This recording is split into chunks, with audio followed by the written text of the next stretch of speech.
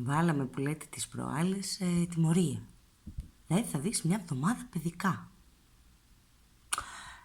Ξεκινάει η πρώτη μέρα, περνάει το πρωί, έρχεται μεσημέρι, ντύνομαι εγώ, ετοιμάζομαι, είμαι στην πόρτα εντωμεταξύ με το κλειδί στο χέρι να φύγω να πάω στη δουλειά. Και τι γυρνάει ο άλλος καλά και μου λέει, με αυτό το βλέμμα.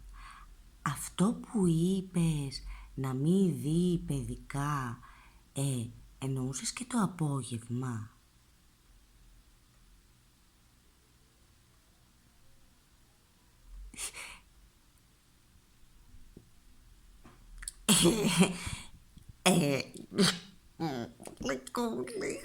Γλυκούλη, καλέ, λέω. Παρεξήγησες, καλέ.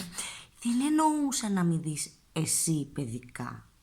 Εσύ, του λέω, τώρα ξάπλωσε στον καναπέ, πάρε την κουβερτούλα σου, πάρε και το στίτσα μα θες αγκαλιά και θα σου βάλω εγώ να δεις το κουκλόσπιτο της Γκάμπη. Η άλλη πάλι το κράτησε μια εβδομάδα.